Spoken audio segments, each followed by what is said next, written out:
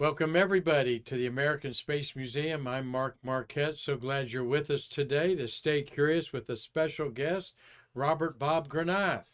How you doing, Yeah, Bob? doing great. Thanks for having me on, Mark. I've watched a lot of these podcasts, really enjoyed it because it gives me a chance to keep up with some people that I worked with along the way. In fact, I know recently you had Terry White and Jim Furr on, Yeah. and worked with Terry White a good bit. But Jim Furr and I were in the United Space Alliance Communications and Public Relations office. And so we worked in the same office for many years, worked on a lot of projects together at Lockheed. And so this is a case of me having a chance to keep up with some of my colleagues from over the years. Well, we're going to give you that chance a lot because you all regular watchers out there will be interested to know that we're going to have Bob on a regular basis. Here, let me get my YouTube. I'm going to mess with that here in a second when I get you talking again there. Um, we're going to enjoy Bob Granath, right? Granath? Granath, that's right. Granath, A there, Granath there.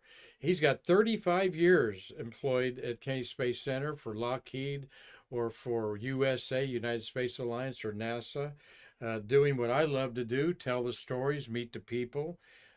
He's on the Chroniclers, which we'll see a picture of that here in just a second. And Snoopy Award winner, the coveted Silver Snoopy. Uh, uh, and you got your chock full of stories. Today's show, we're going to get introduced to Bob, a little bit about where he grew up, how he got involved in this. I know he's got a few uh, men that he looked up to in Oh, the yes. Kennedy Space Center uh, media on there, and so we're anxious to have Bob on the show here. Of course, we had Hugh Harris on for about 15 Oh, yeah. episodes before Hugh passed away, and what a great gentleman that was. Oh, yes. Just a Yes. tremendous guy. Tremendous You worked for professional. Hugh? And I worked with him many years. He's a great guy. Yeah, yeah. He lived to be 90, and we Yeah. celebrated his 90th birthday here, Bob, on our set, and we blew out a candle, and Marty Winkle's there with his headphones went dead. Yep. Well, say hi, Marty, on the family the USAC family microphone there. Hi, Marty. On there. Hey, Bob and Mark. Remember what Hugh Harris's? I asked him what his wish was at his 90th birthday when he blew out the candle. You remember what he said, Marty? Hope to blow out the candle on his 91st birthday. Yeah. Or something like that. He said, no, he said, Mark, I hope that I'm around for your 90th birthday. And I go, that was a good Sounds wish. good. Yeah, great guy there. Well, we are looking forward to what Bob's bringing to us here. Let me get my YouTube up so I can say hi to everybody. We want to put your picture up there, that we advertise you up there. We're both media people, so it's just fascinating that you can do the things we do today so quickly. Bob, right now, 52 years ago, Apollo 17 astronauts are orbiting the moon in their second orbit. 52 years ago. You think anybody cares about it? I've not seen anything in the news or anything like that about it. Well, that was, as you say, 52 years ago, but it was very exciting. We knew that that was going to be the last Apollo lunar landing mission and probably the last time we went to the moon for a very long time. So as I look back at that, I look forward to the Artemis 2 mission coming up. Now it looks like spring of 2026 when astronauts will again return to the moon. And it'll be very exciting because the plan now is with the Artemis program is not just to go there briefly and explore, but start pioneering and staying on the moon for a long period of time. Creating what I thought as a young boy, an Antarctic style base on the moon, Oh, where yes. we would be having 20, 30 people swap out every 6 months or something. That's what we thought we were going after Apollo, but we went into something a lot exciting, the Shuttle Era and so forth yeah. on there. We got people starting to say hi already, Bob. We've got Gary Gerald, who is our Vidalia onion farmer up in Collins, Georgia. Okay. He's brought me. He's been watching since the COVID days. Steve Jokums is up at the Lake County Spaceport. That's up in Fox Lake, Illinois. Ah, You didn't know there was a spaceport up there, did you, Bob? no, I did not. Yeah. Well, Steve's got a business that does decals for shuttle models and other things. Ah, You can't paint those tiles on there, so he's got a right. decal for that. And a great supporter. And Steve, you're gonna love what Bob's gonna be bringing to Stay Curious here. And someone who should be on the Chroniclers, if you're on that committee, Tom Usiak, an Ah, outstanding yes. photographer. I You know know him. Tommy. Yeah, outstanding photographer. Yeah. Well, I put the plug in there for you, brother. You need to be on the Chronicler wall up there with your Yeah. brother Mark. And he says it's nice to see Bob on Stay Curious. Doug Forrest is an artist and works out at in Los Angeles. He's near the Endeavor.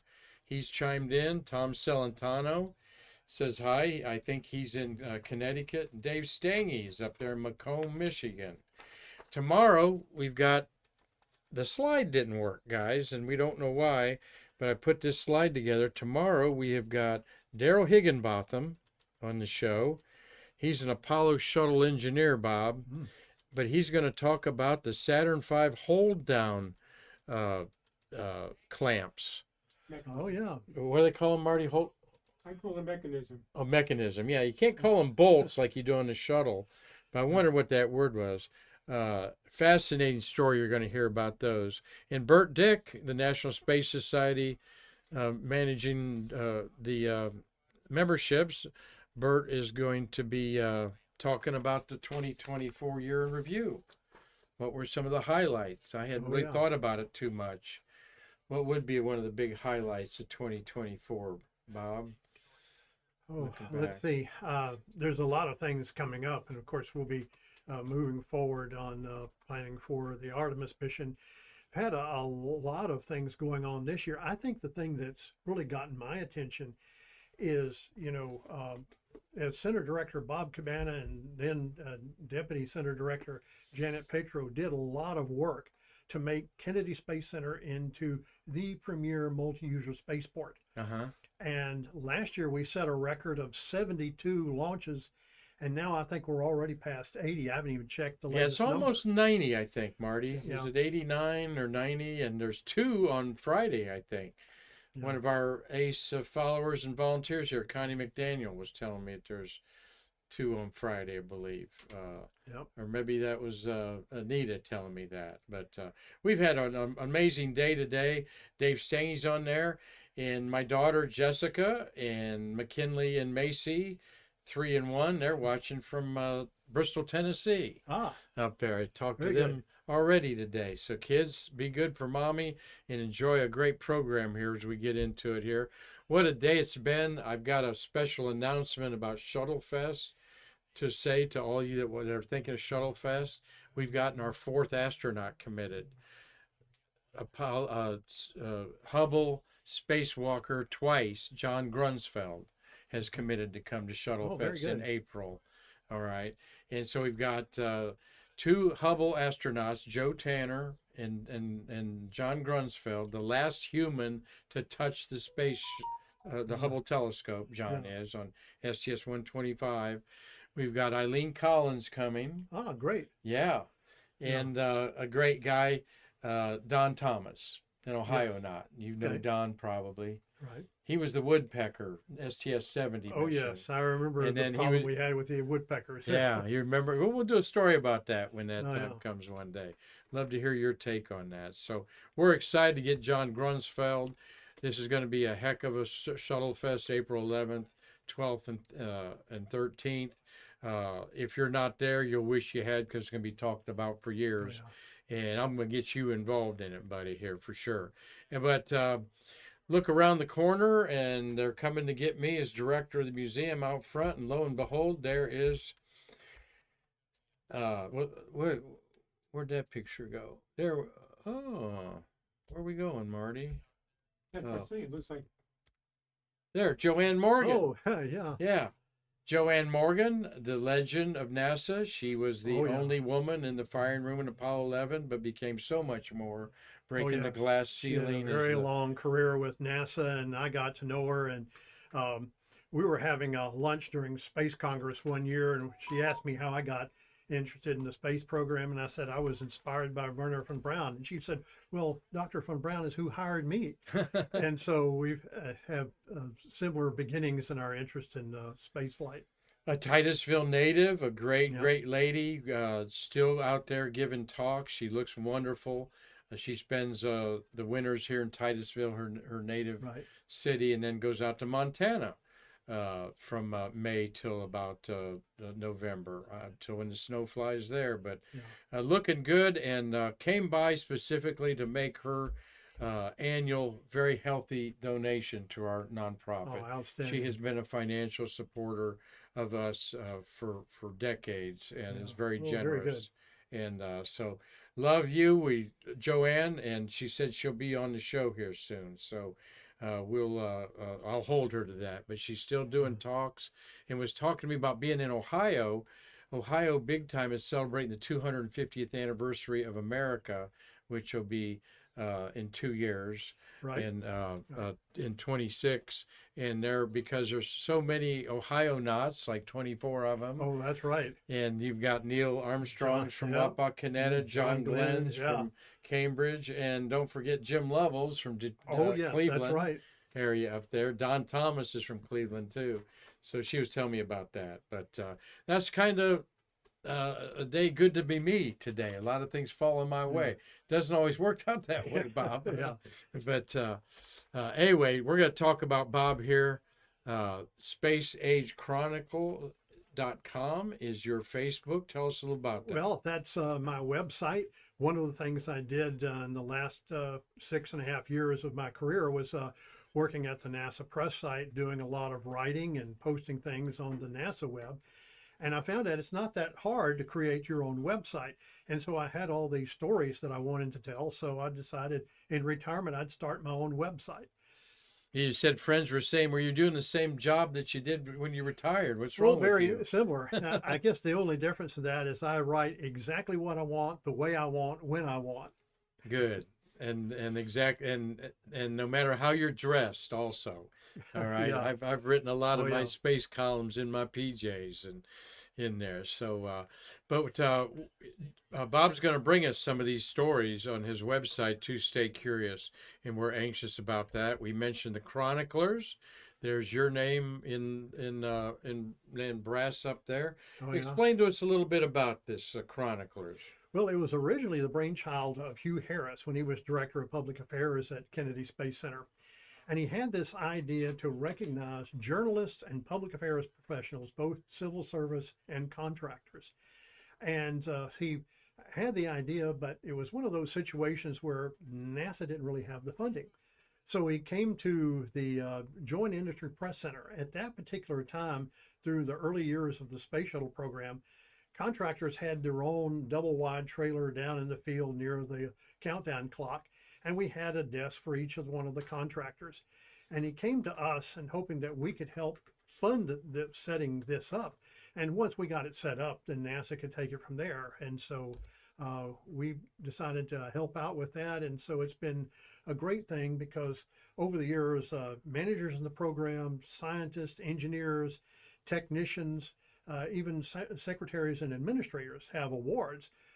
And so this is a chance to recognize outstanding achievement among the journalists and the public affairs professionals.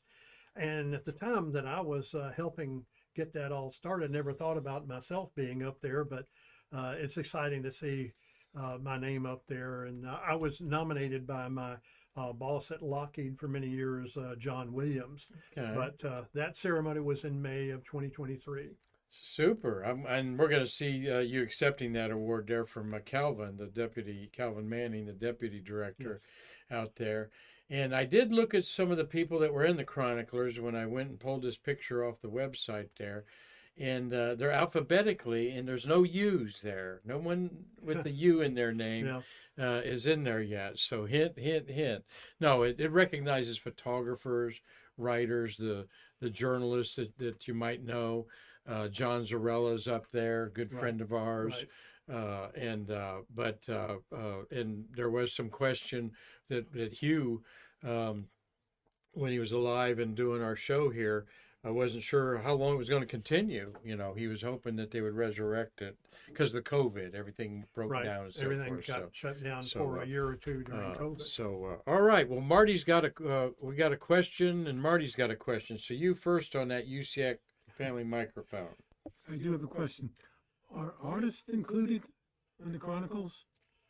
Artists Yeah. like Paul I don't Callie, know. Chris Callie. I Because don't know. they're Oh, yeah. communicating. Chris Kelly Especially- would be a good one because between he and his father, they designed so many Stamp. space oriented postage stamps.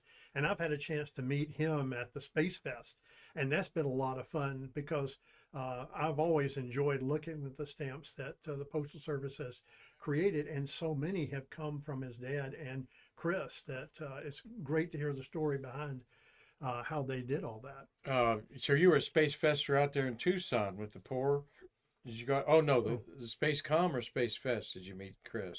Well, the one that you have here in Oh, yeah, the Shuttle Space Coast. Fest. Yeah, Yeah. Shuttle Fest. That's Yeah. what I meant to say. Yeah, Shuttle Fest. yeah. Yeah. He's sort of my co-chair on Shuttle Fest, Chris, and we're like I said, we got a lot of good mojo going now. Fingers crossed we can pull it off. Yeah. All right.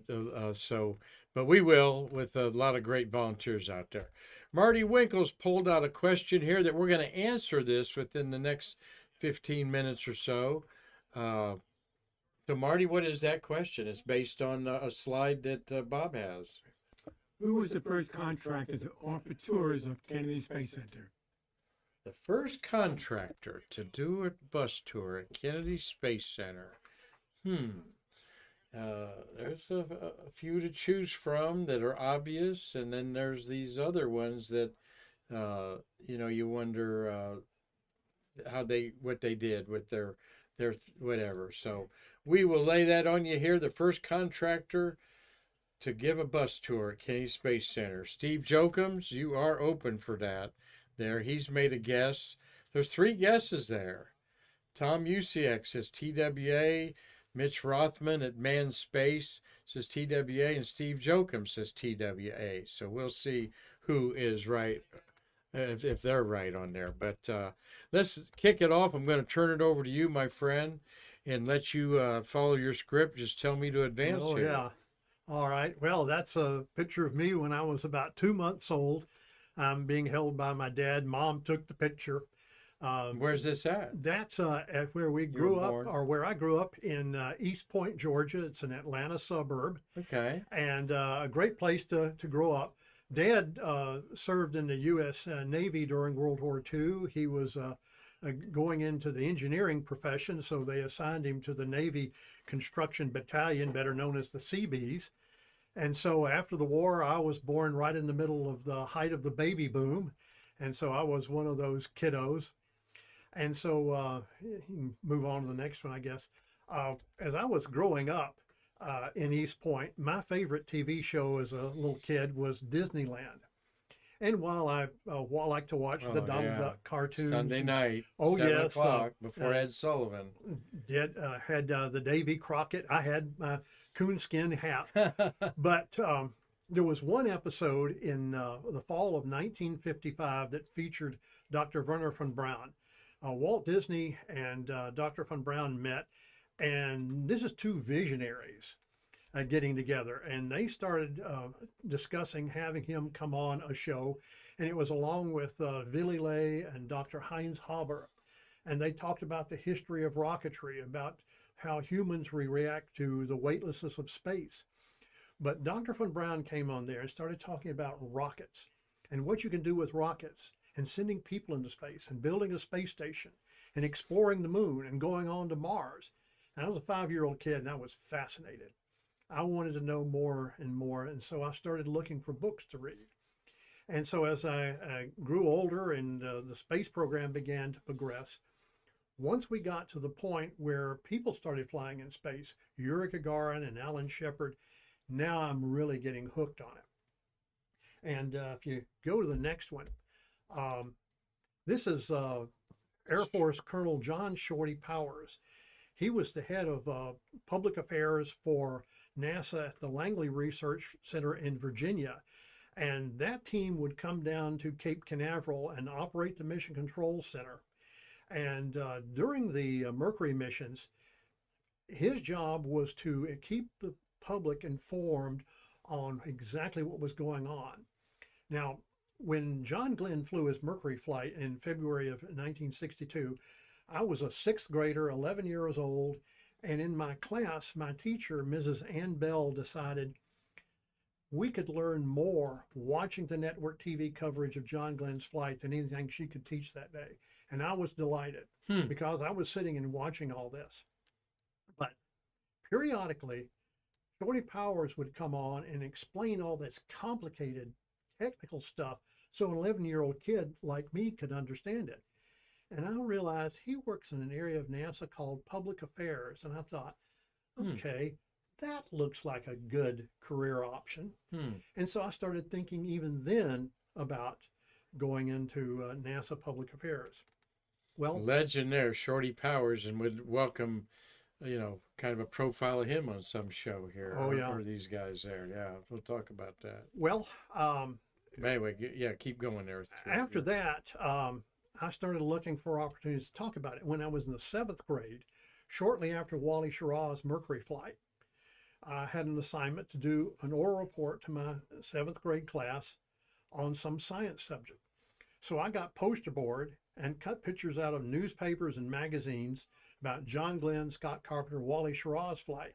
And I stood in front of my class and talked about the Mercury program and started going through all these pictures on these posters and explaining. And basically what I did was the only work I had to do was creating the posters.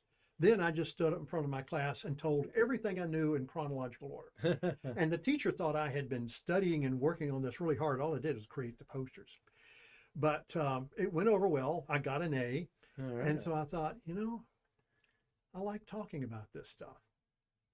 Okay, then what happens, I think the next picture you've got, this was when I was 12 years old.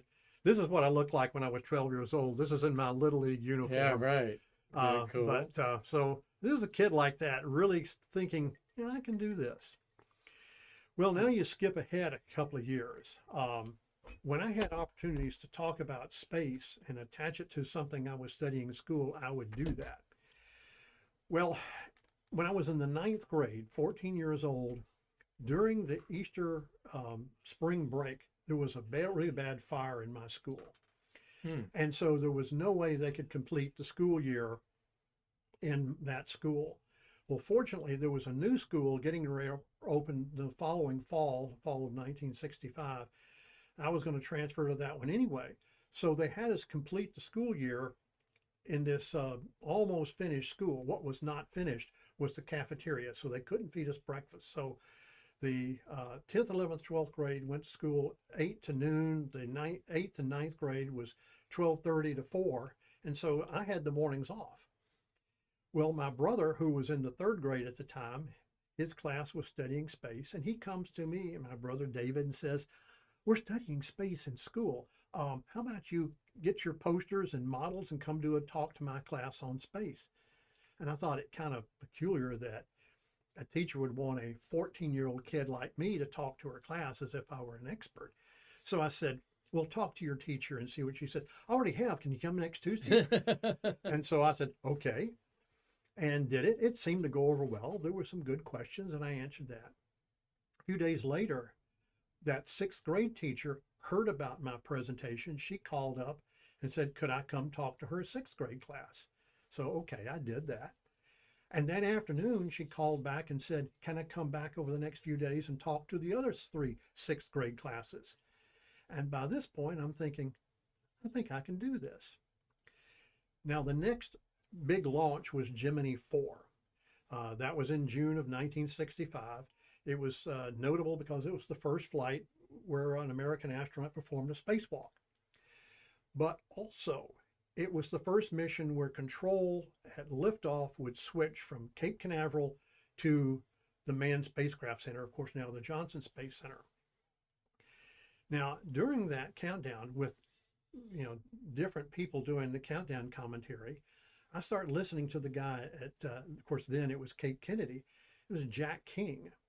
And you've got a slide here of Jack doing, actually, this is Jack doing countdown commentary for Apollo 12. But anyway, the day that Gemini 4 launched, it's the first time I ever heard his name or heard his voice. And I'm listening to him and thinking, this guy does a really good job of this. And since I'm starting to think I'd like to work at Cape Kennedy in public affairs, I turned to my mom and I said, I'd like to work for that guy someday. Let's get a little closer to the mic. All right. I said, I'd like to work for that guy someday. All right. This is June of 1965. Let's jump ahead to 1996. Jack worked at Cape Canaveral. He was NASA's first public affairs officer. He was hired by Kurt Debus in 1960. And he worked here through 1971. He did the countdown commentary for all the Geminis after Gemini 4 and a lot of the early Apollo missions, in fact, through Apollo 15. After Apollo 15, Bob Gilruth retired as center director in Houston. He was succeeded by Chris Kraft. Chris decided to hire Jack as his director of public affairs. So Jack went there after Apollo 15, worked there through Apollo Soyuz in 1975, and then he left NASA and went to work in Washington, D.C. In 1996, he and his wife Evelyn are thinking about, where do we want to retire? They really love living in Cocoa Beach. So he started looking for a way to get back in the space program. And he hears about this new company, United Space Alliance, a limited liability company owned equally by Lockheed Martin and Boeing. And he also hears that the number 3 guy in that organization is Glenn Lunny, one of the Gemini and Apollo era flight directors, who is now gone to work for USA as shuttle program manager. So Jack sent his resume to Glenn Lunny, and it being a public affairs guy, he handed it off to the company's director of communications and public relations, Jeff Carr. Jeff Carr is my boss. Back at Kennedy Space Center, I am manager of communications and PR for USA, and I'm looking to hire somebody as my chief of media relations. I'd interviewed several people. I was getting close to feeling like I could make a decision. But then my boss, Jeff, calls up and says, I'm going to fax you a resume. Go get it, and read it, and call me back. I look at it. It's Jack King. Wow. And so we discussed it and said, he's been out of the program for a long time. But I said, hey, a fuel cell is a fuel cell. So I brought him in. He interviewed him. And the whole time I'm doing the interview, I'm thinking, back when I was 14, I wanted to work for him. Now he's in my office looking for a job from me. You told your How did mom. this happen? You told your mom you Yeah. wanted his job. Yeah. And so what was funny is after I did the interview in the morning, I got a call in the afternoon from Hugh Harris, who by then is the director of public affairs for NASA at KSC. And he said, you really ought to hire this guy. Then I got a call from Jay Barbary of NBC News. He said, Bob, this is the guy that counted down Apollo 11. Yes, Jay, I know that. And then I got a call from Howard Benedict, who at the time was heading up the Astronaut Scholarship Foundation. Associated Press, right? Yeah. But before that, he was the AP reporter who succeeded Jack King. Jack came to the area to be an AP reporter. And after a couple of years, Kurt Debus hired him as his first PR guy. So at any rate, I couldn't divulge anything, but I'd pretty well decided this is the guy we're going to hire. And I had to turn that over to human resources, and they do all the things they have to, and officially offered him the job. But it was fascinating that the guy that I was listening to when I was 14 and thinking I'd like to work for him, then that is amazing. So how many years later was that? Two decades? 65 to, actually, we hired him in early 1997. There's a picture of you two together, right? Yeah. So we worked together for a number of years at Kennedy Space Center as a part of United Space Alliance's public relations office. Now, to go back to Gemini 4, up to that point, Shorty Powers was the PR guy for Langley. And what Jack told me is even though Kurt Debus was running the NASA operation at Cape Canaveral and then Cape Kennedy, When the people from Space Task Group would come into town under Bob Gilruth, they pretty much shove aside Kurt Debus's people and say, we're in charge here. And so the countdown and mission commentary for the Mercury missions was Shorty Powers. After he was replaced by Paul Haney, Gemini 3, the first manned Gemini flight, was also controlled from the Mercury Control Center. And so he did the countdown and mission commentary. Bob Gilruth wanted Paul Haney to do the countdown and mission commentary from Houston.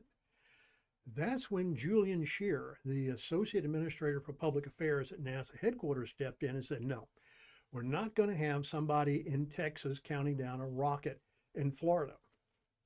So he said, we're going to put Jack King, the NASA guy in Florida, in the Pad 19 blockhouse. And Pad 19 Launch Complexes 19 is where the Gemini Titans were launched. And then at liftoff, we'll hand off the commentary to Houston. And so starting with Gemini 4 and all the Gemini missions, the countdowns literally was Jack King saying 3, 2, 1, 0, ignition. And then you hear Paul Haney say liftoff, and he would take the commentary from there. Oh, really? It took from 0 to liftoff. Yeah. From And Houston. so what Jack explained to me, during Gemini, they started deciding that having that ignition liftoff voice change was a little bit weird. So they decided that they would do the commentary handoff at Clear the Tower, starting with the Apollo program. And so that's how that evolved. Oh, okay. Although the control does switch to Houston when the hold down bolts blow on the rocket. Uh-huh. So anyway, that's kind of the That's background a on great that. story there. Wanted to mention that during your story, they're talking about Jeff Carr, and Mitch Rothman of Manned Space points out that Jeff Carr was Skylab 4 Commander Jerry Carr's son. That's right. And That's right. And I watched the documentary, The Artist and the Astronaut, which is about Jerry Carr and his wife, Oh yeah. his second wife in there. And I enjoyed it, Mitch. We'll talk about that later there. But yeah, Jeff Carr plays prominently in that documentary of the astronaut and the artist on there. So, Yeah. well, I know this- you're all enjoying this with Robert Granath, expert in public relations. Got his. That's just an awesome story. He wanted to be Jack King as a kid, and then ended up hiring Jack King. You Yeah. know, in there. Can't make that stuff up, Yeah. can you? You know, you can't. Now, like I say, I was 14 at this point. A few years later, when I was 16, or I guess I was 15 during that summer, I learned that they started having bus tours of Cape Canaveral and Kennedy Space Center in the summer of 1966. Mm-hmm. I think they started it in June. My family was vacationing in Daytona Beach by the time August rolled around, and so we decided to come down and take the tour. And so, And thus we have the question here. yep. Who was the first? Marty, go ahead. Who was the first contractor to offer tours of Kennedy Space Center? And I thought we were going to stump people. Oh boy, that's an easy one. Yeah. For a lot of people. Yeah. Tom Usiak still has his ticket stub, he says. Several people do, but even though we didn't stump them, I think we took them down memory lane. That's think right. they- Oh yeah, Secret. yeah. Because that would be TWA. And speaking of On ticket the, stubs, on the bus there. the yeah, Greyhound. there's the bus, and you can see NASA tours by Trans World Airlines. They had the contract for the base operations contract, and so they then got the opportunity to start doing the bus tours that started in 1966. And that ticket stub you see there is the one that I got during my tour in August of 1966. Sweet. That's And cool memories that was the there. day that I really started seeing up close and personal what Kennedy Space Center looked like. And also, I listened carefully to what the bus driver said in his commentary, little knowing that in future years I would be doing VIP tours, not necessarily bus tours, but VIP tours of the Space Center. And I would use some of the same information that I learned during that tour in 1966. Now, That's at great. that point, they were operating out of a couple of trailers to sell the tickets and run the tours. in the meantime, they built the first part of what is now the Visitor Information Center. And so the next year, we went down to check out. We didn't take the bus tour, but we checked out things in the information center.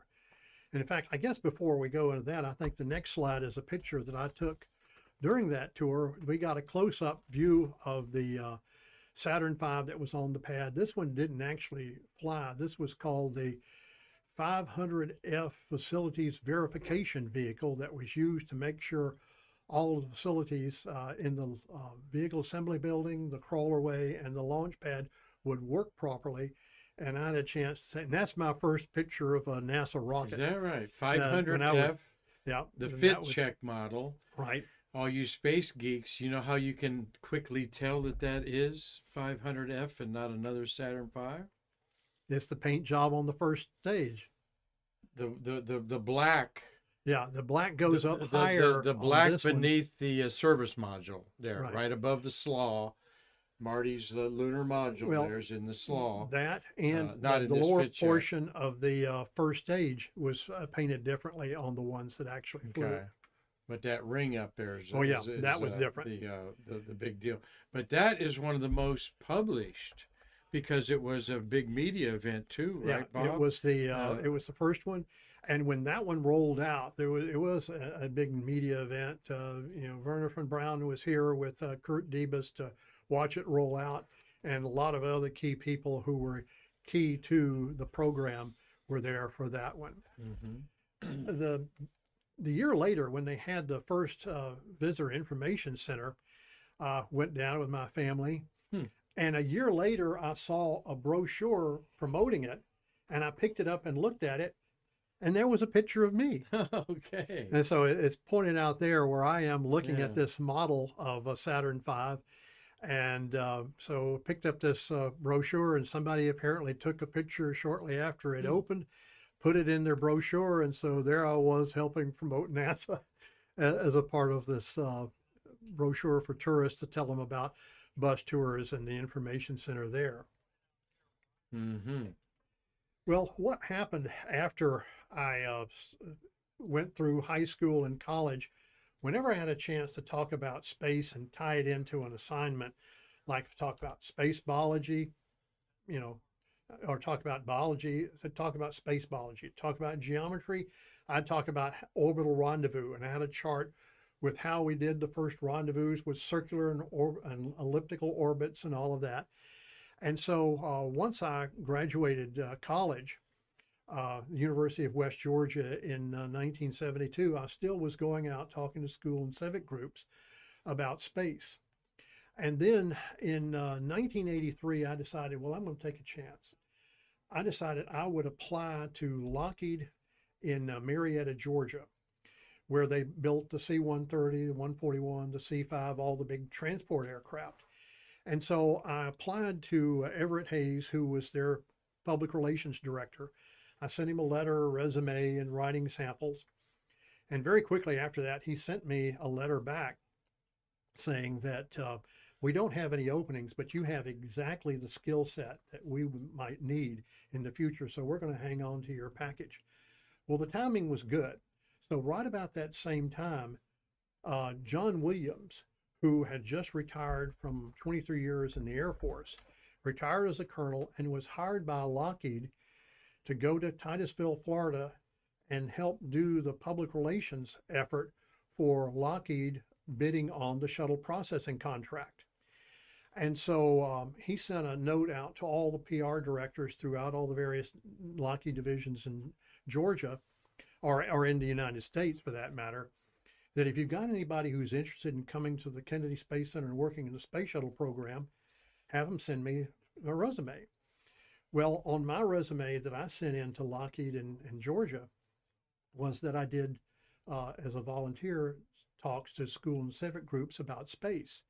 Well, he said, oh, this guy's interested in space. So he sent my package down to John Williams. He looks at it and says, this guy's got just what I'm looking for. So he called me up the first part of August of 1983 and said, my name is John Williams. I'm with Lockheed. And I thought, okay, Marietta, Georgia. And he said, now we're down here in Florida. And I started thinking all the places where there are Air Force bases in Florida. And he said, we're actually located in Titusville. And I thought, that's adjacent to Kennedy Space Center. And he said, just wanted to see if you might be interested in moving to Florida and going to work in the space shuttle program. Well, the first thing that occurred to me was, are there cows in Texas? And I guess I said something professional. And he said, oh, well, we may have a good match here. And my thinking was, a match literally made in heaven. It was as if the good Lord had dropped what I wanted to do since a kid right in my lap. And so we had a long conversation. And then he sent me an application to fill out.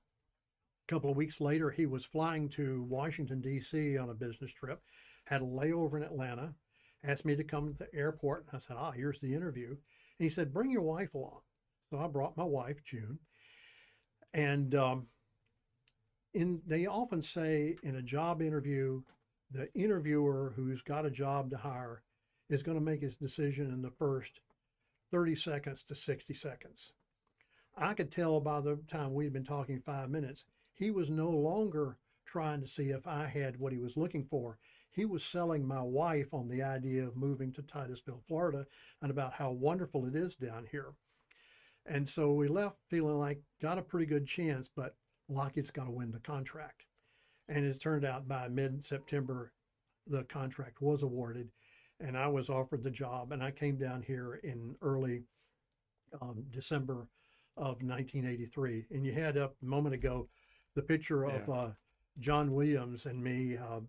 We worked together for 13 years, and he was just an absolutely outstanding boss. He really understood public relations. He had a PhD in mass communications from the University of Texas, but we are both Georgia natives. Oh, wow. And at any rate, he taught me a lot. And as we started getting into the program after the contract started, and we were the shuttle processing contractor for NASA, and that was the biggest contract NASA had ever awarded up to that point. But at any rate, we started talking about how we wanted to do things. One of the things he emphasized was that management needs to become involved in the community. And so he really pushed for that. When we talked about our company newspaper, we wanted to emphasize names and faces. We'd have a lot of things to talk about, but he just really wanted to focus on the people that were making all of this happen. Let's see, on the next slide, I think you got him very shortly after that I really started. is you with the dark black hair and Oh, yeah. and down there. Yeah, back when I had we hair. changed a little bit. Yeah, don't we, yeah. over- Well, see, I'm Yeah. only 33 years old at this point. Okay. And so on this particular day, they were moving Discovery. Discovery arrived at the Kennedy Space Center just before I did. And so I've always sort of felt a close relationship with Discovery because we arrived at about the same time. It's being moved from the orbiter processing facility to the vehicle assembly building to make room for Columbia that was about to arrive after the STS-9 mission that was in flight while I was starting my career at the Kennedy Space Center. We got a couple comments here, Bob. I wanted to get in there. One, Nick, Okay. Neil 1030 is one of our, all of them are so educated watching the show here. Neil says that on that 500F, the third stage also had a lot of different paintings on it, like you mentioned there. And everybody loved the memory on the TWA. And John Sedler makes this analogy. Your John Williams helped run our shuttle program, while another John Williams made music about space. Oh, yes. And that was the composer for Yeah, the Star yeah, Wars. that's right, And that's so right. forth. And so Nick Sedler made that connection and with an awesome on that. Oh, So, yeah. No, we're very good. yeah, thank you. So let's get on here. The Stargazer, Okay. I certainly have Yeah. seen bundles of those in our warehouse come in boxes that Oh, yeah. wish they were valuable. Yeah. Like newsprint Yeah. isn't, I wish it was, but it's Oh, yeah. Well, that was my first main assignment, was to start the Lockheed Company newspaper. We had a contest, and one of our employees came up with the name Stargazer. Okay. All Lockheed company newspapers have the word star in it. And so we Okay. had Stargazer. And so that's one example. And that was one of the things I was pointing out when John Williams and I were talking about developing this newspaper. We're going to have a lot of awesome pictures of hardware. We're going to have great stories about the missions. But what we want to focus on is the men and women who make it happen. And so our motto was names and faces, names and faces. Just have lots of names, lots of faces in this publication That's all. to talk That's about the tremendous. people who were making the space shuttle achievements possible. Very And smart move. so, It really empowered them that they were part of this when they oh see. yeah. Well, very quickly, when I called up a group and said, I want to come out and do an article on what you people are doing, it was, oh, yes, please come. We'd love to have us featured in the publication. So it was well received, but it was also well received from NASA management. We got positive comments from center directors here at Kennedy Space Center. One of the ideas that I had as we got well into the program was in the early 1990s, we always ran the biography of the astronauts who were going to be on the next mission. And I thought, what would be cool is if I could get the commander to write a quote on behalf of the crew that I could put with that sort of at the beginning of that story. So I wrote to Don Putty, who was the director of flight crew operations at the time, in other words, the astronauts' boss. And I proposed to him doing this, and he said, that's a great idea. We always read the Stargazer. We love it. And I will make sure the commanders respond to your request for a quote. And so we started including that. We're talking here with Robert Granath. What great stories he's got to tell. Marty, you've got a question? Yeah, we got to back up a little bit, but I think Babcock is asking, did the early bus tours take guests into the VAB? When they initially had the tours, they did take guests inside the vehicle assembly building. When we took the tour in 1966, one of the stops is we got out and went inside the vehicle assembly building. Now, one of the reasons they had to back off of that when we got into the shuttle era is when the solid rocket boosters for the shuttle were being stacked up, they were loaded. They had the solid propellant there. And so because they had to be very careful about operations, that's when they stopped taking tourists inside the vehicle assembly building. Okay. All right. Good question there. Thank you. Continue this. There you are. Oh, yeah. Commanders. That's right. One of the great things about writing about all areas of the shuttle processing contract team with Lockheed was I wanted to write about everybody. I wanted to write about the scientists, the engineers, the technicians, but I also wanted to write about the people who worked in human resource, the people who worked in finance, because all of this makes all that happen. So one of the interviews I did was with some of the technicians who worked inside the crew module. And so one day I put on a bunny suit like you see here, and they took me inside the crew module of the Space Shuttle Atlantis, and I took pictures of them and interviewed them. And then Mike Parrish, who was the main guy I was interviewing that day, said, all right, you get in the seat. And so he took that picture of me. And of course, we wore those coveralls to make sure we didn't have any lint or hair falling off or anything that might get into something and provide some kind of contamination inside the orbiter. So we wanted to make sure we took good care of it. Atlantis is special to you now when you look up at it so beautifully. Oh, yes. Yeah, every time I go into the visitor center and see the Space Shuttle Atlantis, think about actually going inside. In fact, I had a chance to go into Atlantis just before it was sealed up and moved over to the visitor complex to be the centerpiece of that facility where they have it on display. Yeah. That's awesome there, yeah.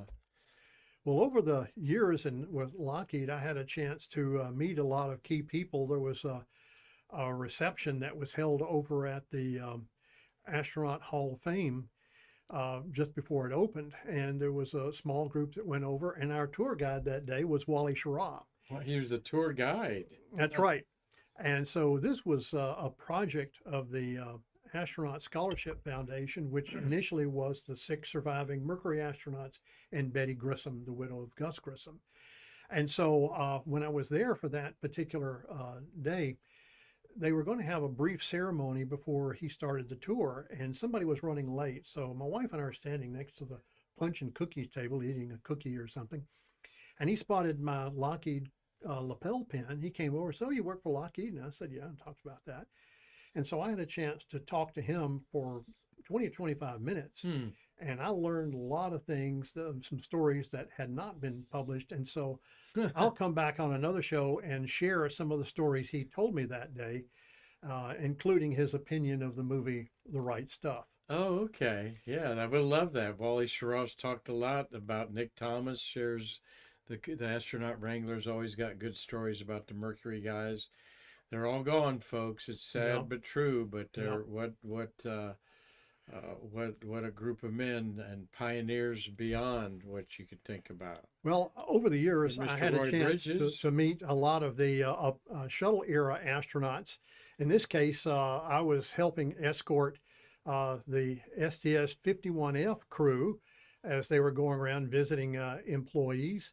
And Roy Bridges and Roy is from Gainesville, Georgia, which is Okay. just a little bit northeast of Atlanta. And I said, oh, you're from Georgia, and I'm from Georgia. And he says, oh, well, what part of Georgia are you from? And I said, I'm East Point. He said, East Point. You ever drive on Montrose Drive during the spring? And so, oh, you mean that house that had all the azaleas that were so beautiful? He said, yeah, that was my aunt's house. And so he made many trips to visit his Huh. aunt in East Point. And so we kind of got to know each other because we were both from Georgia, and he'd spent time in East Point visiting relatives. And so it was just a case that we had something in common. And so we got to know each other and discussing some things like that. And so that was one of the great things. I had a chance to get to know a lot of the space shuttle astronauts, and then working for United Space Alliance. Huh. Mike McCulley, Dick Covey, Dan Brandenstein, Lauren Shriver, Jim Buckley, all of these guys eventually became managers with our company. And so I had a chance to hear some of their stories, what they did when they were in the military and what they did as NASA astronauts. And so it was a chance to get to know some of the people who were actually going out and flying these missions that we like to write about. My short stint knowing some of these people, like you're talking about, these astronauts, it is amazing. But to me, Bob, they love telling the stories. Oh, yeah. I mean, they love going back in that time capsule and thinking about these things. Oh, yeah. When they will talk about how the USA was created, Oh, yeah. because McCulley and Bruce Melnick tell me, and Jim Adamson, Yeah. bottle of scotch was involved, and they. Yeah. I'm trying to verify all that Yeah, in yeah. there, but Well, they, there they, are they some really do stories. love they love thinking about what they did to not just as astronauts, but he's talking about the creation of the whole management structure for this monstrous thing called the space shuttle. Oh, yeah. People really don't appreciate, I think, how much was involved in it, management side. Is that Yeah. correct, Bob? Yeah, that's right. It was not just a complicated contract, but the management structure of bringing two companies together at the same time. You had, in fact, initially it was going to be Lockheed Martin and Rockwell. Then Boeing bought Rockwell. So then it became merging the Lockheed Martin culture and the Boeing culture together and putting these management structures together so that it would work. Mm-hmm. And there were hiccups in the beginning, but it actually got to the point where it worked very well. And we were all very proud to be a part of that. Jay Honeycutt, another architect of that, of course. Yeah. When all that started, he was center director here, but after he retired from NASA, he went to work as president of a Lockheed Martin division in Houston. And the way USA was set up is you had Lockheed Martin had a board of directors, Boeing had a board of directors, USA had an advisory board with some Lockheed Martin people and Boeing people and some people who had an interest in spaceflight were on our advisory board. And one of the representatives of Lockheed Martin was Jay Honeycutt. Interesting. Know some of y'all enjoying this minutia here. Dean Babcock says, looking forward to hearing more of Bob's stories. This is very interesting. Well, here's a very interesting story Bob has to tell about Oh, one of yeah. my favorite astronaut Kay ladies. Hire. Well, in early 1994, she was the first woman selected for a P-3 Orion combat squadron. And the P-3 Orion was a Lockheed built aircraft that would, Navy. it was a Navy anti-submarine warfare aircraft that would patrol the coast and look for Soviet submarine activities. And so when she was selected for that, we did some PR on that, put out a news release on her, had her pictured with P3, and then this particular picture where she's at her console of the Launch Control Center. But shortly after that, she whispered to me one day, "I've applied to be an astronaut." Well, as she got her bachelor's degree from the Naval Academy, she had a master's from Florida Tech. She's an engineer working in the space shuttle program. I thought she had a good chance. She said it may take 2 or 3 tries. So I said, well, keep me posted. Long about September, she called me up and said, I'm going out to Houston for interviews. And I said, well, that's a good step. So when she got back, I called her up, how'd it go? And said, went well, so I guess I've got a chance. I said, when it gets close, let me know. So she called me up on a Monday in November of 1994 and said, I'm going to find out on Friday. And that's when they're going to call all the people who were interviewed. And I said, if you are selected, you will be the first Kennedy Space Center employee ever selected to be an astronaut. Would you be open to doing a news conference at the press site? And she said, okay. So we got news releases ready to go. We arranged with the NASA people at the press site in hopes that it would come to pass. And so Friday comes and we're waiting. It's getting close to noon. And about 11:45, I answered the phone and I hear a voice say, Bob. And after that, I knew that she had been selected. So at any rate, she got the call from the astronaut office. And the question is always, are you still interested in coming to work here? Yeah. And she said, of course. Yeah. And then she called her dad in Mobile, Alabama. And then she called me and we set up the news conference. That went very nicely. But then the following week, she's trying to do her work because she doesn't report to the Johnson Space Center until February the 1st. So the rest of November, December, January, she's on her own dealing with the news media. Her phone is ringing off the hook. She can't get any work done. So she talked to me, and so I arranged to have her phone number ring my phone. And then she gave people who needed to talk to her a phone nearby where she worked. And so Talk about with Kay that, Hire. yeah. And Wonderful Kay so Hire. I became Kay Hire's personal press agent for about 2.5 months until she reported for work at the Johnson Space Center. And so that Delightful was lady. fun. Yeah, she spends a lot of time here on the Space Coast, Bob. Have you seen Oh, her in yeah. a while? I haven't seen her in a while. Yeah, she was at the Rocket Ranch reunion Oh, in yeah. November. She always Yeah. goes to that. Yeah. And she's pops up here. She's very busy though between Houston and Oh, yeah. doing stuff in the UK too. I understand. But Oh, very good. yep, Kay Hire, one of our favorites there. Well, not long after that, United Space Alliance came along, and this is a picture of me and members of my staff. It's on the left. It's Beverly Sissel, then Beverly Kroll, and then of course you'll recognize Dan Golden, who came down for a little hamburger celebration we had to start United Space Alliance, and so we got USA started, and of course, like I say, it took a while to get all the cultures between Lockheed Martin and Boeing connected, and differences between having a boss in Houston rather than a boss here in Florida. But once it got rolling, it worked out really well. Indeed.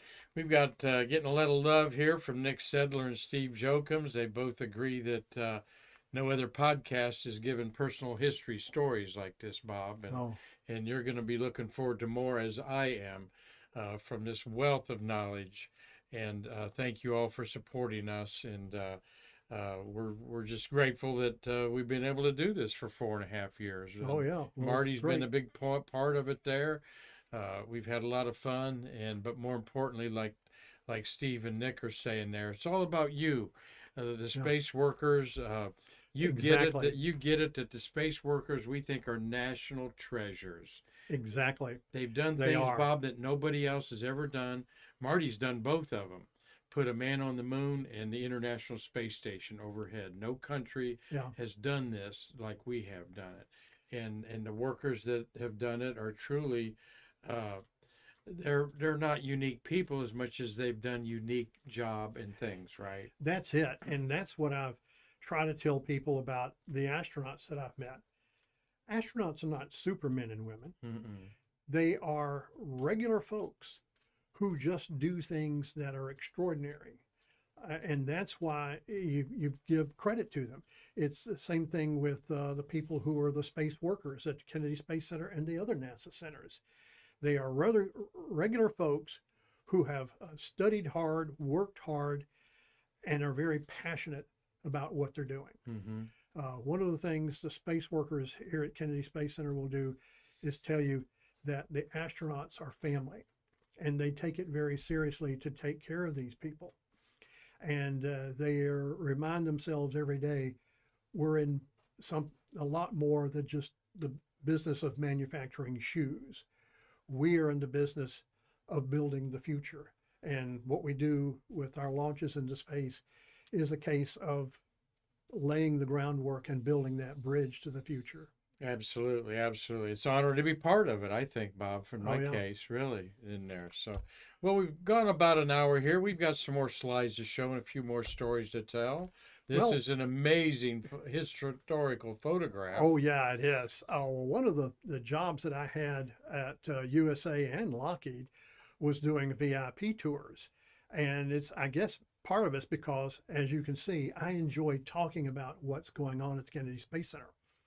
Well, the day that we had the shuttle launch that had John Glenn on board and making his return to space, one of our guests was Dr. George Miller, who you see here doing a briefing to President Kennedy and a number of other key NASA people. And well, he expressed an interest in being able to go back and see some of the other facilities at the Kennedy Space Center. If you go to the next slide, you'll see. Well, yeah, I just wanted to point out this is a very historic photograph there. This was taken first part of November. Our president was murdered within 2 weeks of this picture That's here. right. It was November of 1963. You've got all the players there. There's a Webb is there, Yeah, Von yeah, Braun. yeah. You see, left to right, it's Dr. George Lowe, then Dr. Kurt Debus, um, uh, Robert Siemens, who was one of the Okay. deputy administrators, the administrator James Webb, President Kennedy. The next guy, I can't remember who that was. He was director twice Yeah, for Nixon. Fletcher. It looks like Fletcher. I don't think that's I think him. that's Fletcher. No. Okay. And then the next is, of course, Werner von Braun. And Miller is talking up there. Yeah, Big Dr. Miller. architect of the money side of the thing. That's right. Yeah, in there. So I wanted to point that out. And a VAB there in Yeah, the foreground, yeah. just like our VAB in our gallery. Yeah, explaining how it all worked. Yeah. All right. Let's go. Well, this is Dr. Miller and me during the tour. And what was fascinating about this tour, I took him in the vehicle assembly building and I explained how it was set up for shuttle. Then he explained to me how it was set up for Apollo. Then we get out to one of the shuttle launch pads. I'm explaining how it's set up for shuttle. Then he told me how it was set up for Apollo because it was all built on his watch. Um, Bob Gilruth, Werner von Braun, Kurt Debus all reported to him. And he, of course, reported directly to the NASA administrator. I see that. Steve Jokum says this is Hugh Dryden. Oh, yeah. there, Yeah, that's okay. it. I almost didn't. Yeah, Good eye there, Steve Yeah, Jokums. yeah, appreciate that. He's a wealth yeah, of I should knowledge have there. And noticed that. people are really enjoying what you have here. We've got a question from Dean Babcock, Marty. Why don't you give us that on the UCX family microphone? Trying to find it. Oh, Bob, do you feel the Trump administration will fully support the Artemis program? If you go back to when President Trump was president the first time, he came in after President Obama had canceled the Constellation program that was created by President George W. Bush. What President Trump did in his first term was essentially resurrect the Constellation program and call it Artemis. President Biden continued the Artemis program. And so will he continue the Artemis program? I would think that he would, simply because Artemis was originally created during the first Trump administration. And so, of course, it'll be very interesting to see how it all plays out. We'll have a new NASA administrator and comes from a different background. So we'll have to wait and see. But right now, if I were guessing, I would think that the Artemis program would continue. We'll have Bob back on to keep tabs of that as the new administration takes shape here. Let's just push on here with what you got there. And I see another comment from Nick Sedler there. There you go. Well, one of the other tours that I found very interesting was, of course, Gene Kranz is well known as the flight director who led the Tiger team that came up with many of the solutions that were necessary to get the Apollo 13 astronauts back safely. But he had 6 children. His youngest was a daughter named Jean Marie. And Jeannie told me once that when she turned 12 years old, she started to have her friends call the house and they'd ask to speak to Jean, meaning Jean. And she said, Mom would hand the phone to Dad. And so very quickly he knows he's talking to a 12-year-old girl, so he'd hand the phone off to me. And she said, I eventually told my friends, call me Jeannie. When you call, ask for Jeannie and Mom will know to give the phone to me. But she called me up one day, and this is after Gene Kranz had retired from NASA, and said, well, Dad's going to do a speech in Orlando. And when he was working for NASA, if he came to the Cape, he was just in and out of business. He's never really had a chance to be shown around. I said, oh, I'll do that. And so on the next slide, you can see we are at the shuttle launch pad. There's a Spatial Endeavour being prepared for a liftoff. This was taken in year 2000. And so I had a chance to do a tour for Gene Kranz. And that was certainly a very interesting day, and had a chance to talk to him about a number of issues. But as I say, again, that was one of the more interesting tours when I could learn as much from the person I'm escorting as he learned from me. Absolutely. Yeah. Have you seen him in recent years? Haven't seen him in a while. I have read both of his books. He had another one come out. It was either earlier this year or late last year, and I've read both of them, and they are both excellent chronicles of the space program. All right. Well, after the shuttle program ended, I was laid off along with a lot of other people from United Space Alliance, and I went to work at the press site. And I had a chance to interview a lot of key people, and this is a case where I'm interviewing Charlie Blackwell Thompson, who was the launch director for Artemis 1. And she was a fascinating individual to interview, an absolutely outstanding engineer with a degree from Clemson. In fact, one of the times that I interviewed her in her office, I noticed stuff for Clemson Tigers all over the place. And at the time we were doing the interview, it was just before Clemson was going to play the University of Alabama for the national championship.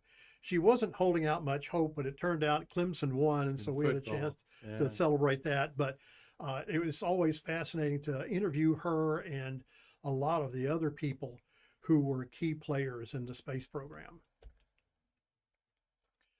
Since I retired, I've done some speaking in addition to my website. A friend of mine who was a NASA manager, and in fact, he is the chief of NASA imagery throughout the agency.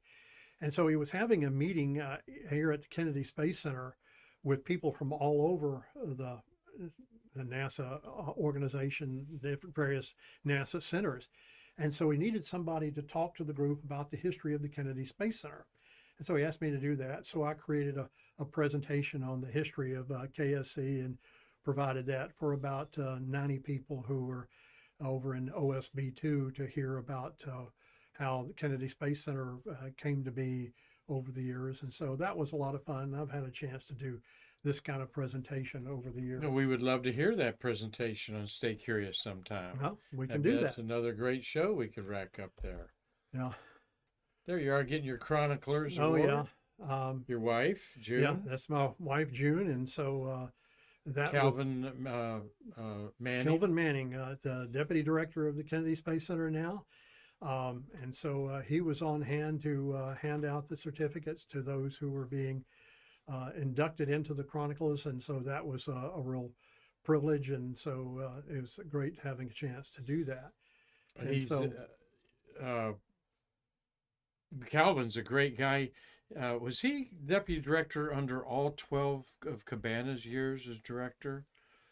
But I'm not he's sure. been out there a decade. He's been Yeah. out there a long time. When Bob Cabana was the director, or the deputy director was Janet Petro, and the associate director was Kelvin. And so when Bob Cabana was promoted up to NASA headquarters, Janet Petro had a chance to move up to center director job, and he moved up to Yeah. the deputy director job. And they are just absolutely outstanding leaders, and Yeah. some of the people who really made possible the move to make Kennedy Space Center into the premier multi-user spaceport. They certainly have, and my gosh, 90 we're poised at 90 rocket launches. All but 5 of them are by SpaceX. Oh yeah. Okay. And Dean Babcock's asking, what's Bob's website again? Timely that you asked that, Mr. Babcock. There it is, spaceagechronicle.com. I will be promoting you more on our Facebook and so forth. And maybe our Stay Curious watchers will suggest through my email, Mark, M-A-R-Q, at AmericanSpaceMuseum.org, what episodes of this they'd love to see more of, Bob. Okay. You got a few more slides here Well, to wind up. one of the things that I found my greatest privilege is to be able to talk about the people who are laying the groundwork for what's coming in the future. This particular picture is of Dr. Carlos Cali.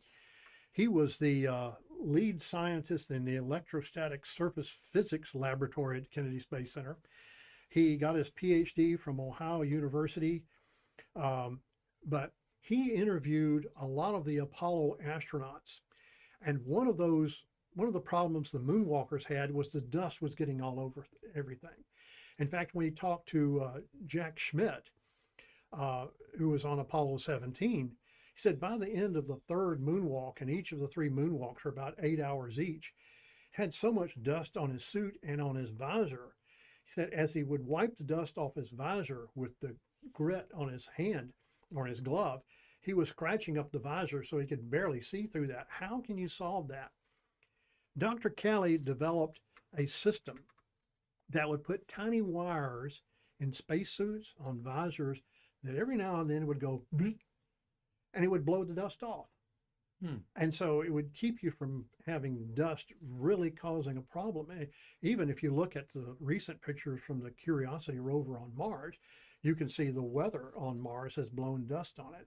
And if you get enough dust on the solar panels, it won't be able to recharge the batteries and the thing will die.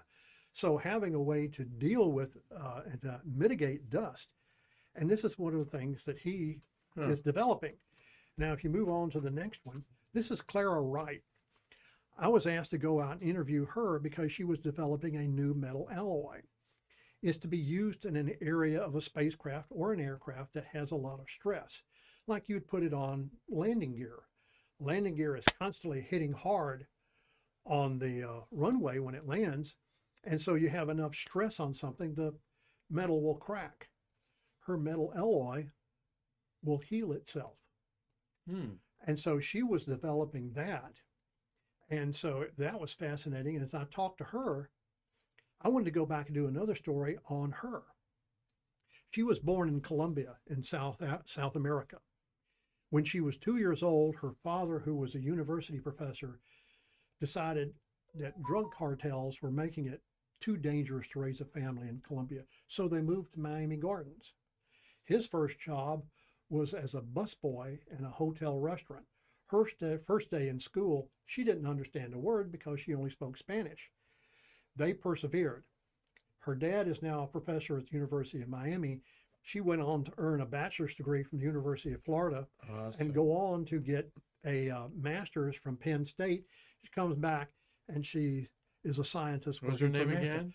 Clara Wright. Clara Wright. Well, the next one, this is Haba Rahmani. Her family, she was born in Pakistan. And when her family decided to move to Kuwait, she was 2 months old. She grew up in Kuwait. And one day her dad was out of the country on business. And that's when Saddam Hussein's army, the Iraqi army, invaded Kuwait. Her mother and her siblings escaped with other refugees and were walking across the Saudi Arabian desert for the safety of Amman, Jordan. And so she wasn't frightened.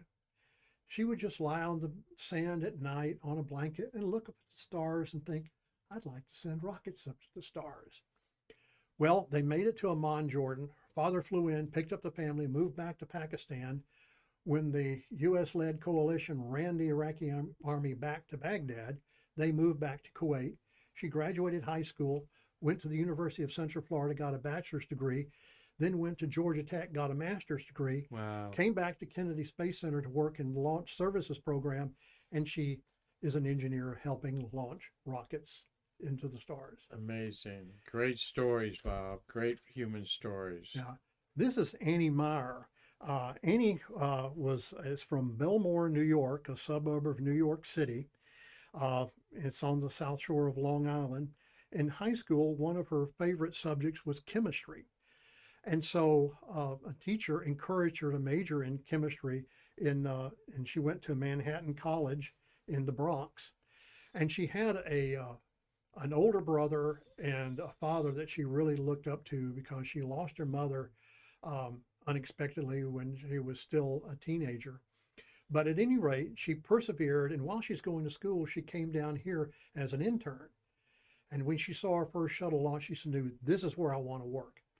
So after graduation, she came to the Kennedy Space Center, and that device that you see her working on right there is a reactor that could be loaded on a spacecraft on a long duration mission to Mars or something like that. And you develop trash. This will burn the trash. The output is methane rocket fuel. My, And here a young woman comes to us from New York and is developing something like that. These pictures are how old there that we That picture is about 6 years old. Okay. All right. So there's In fact, when I interviewed her there, her name was Annie Caraccio. She's since married and become Annie Meyer. But the reason I wanted to include these four individuals is this is what my privilege is. You know, I've been talking a lot about myself, but what I hope is being communicated is I like talking about the people who have made the space program possible. The technicians and scientists and engineers who work so hard every day on the space shuttle program and are working so hard today on the Artemis program. They are the ones that are making this program special. And people like the four individuals that I just featured are people that I wrote about when I was working at the NASA press site. And these are the people who I find exciting because they are the ones that are going to make possible what we do going forward. And what I've always enjoyed is talking about them and talking about the work they do and talking about the passion they have about the work that they do. One of the greatest privileges I had was when someone suggested we need to do a story on how Kennedy became a multi-user spaceport. I wanted to go interview Janet Petro. So I went to her office, and this was in the old headquarters building before it was replaced. So I sat down in her office and listened to her tell me the story of how she and Bob Cabana and the team they put together went from a government-only facility to a multi-user spaceport that now results in having all the launches that we have and really expanding and giving so much more opportunities. And so having the chance to tell her story in her words is one of the top privileges of my career. Awesome, great. Would love to hear more about that too. It's truly a multi-user spaceport. I was at Via Space yesterday. I'll be showing some pictures of that. They're getting ready to launch their rocket Dauntless Oh yeah. off of landing zone 1 and 2. They'll assume on there. So Right. I know you've all enjoyed Bob Granath here. How about some stories like this that we're looking forward to maybe seeing off your website? Gordo Cooper pulls the gag on news reporters. How about why are rocket launches preceded with a countdown? And that is I know the answer to that from Yep. a famous movie. Yep. The 1929 Girl on the silent Moon. film. The Yeah. Girl on the Moon. Frau Mond. Yeah, by the by Fritz Lang. Fritz Lang, Yeah. who from is also Felix the Cat fame. Oh yeah. Remember that? Yeah. I can't wait to hear about Cecil Bibby. Okay, we have some of her. Did you see her artwork we have in our, Yes, I our did. gallery in Yeah. there? Yeah, and Hangar S was the hangout, the hub for Mercury astronauts, also for the Mercury chimpanzees, Oh, yes. right on there. They trained the So, chimps there. So the astronauts didn't like that very long, so they were very proactive and bought their own hotel there. So, so thank you all for watching today. Bob, thank you so much. This All right. has Thanks been for a having great. me. Well, we want to have you back, and I'm sure all of our Stay Curious watchers are in agreement. They really love what they've heard today, and so we will get you in the queue to find a day of the month you want to come and share stories with us anytime. And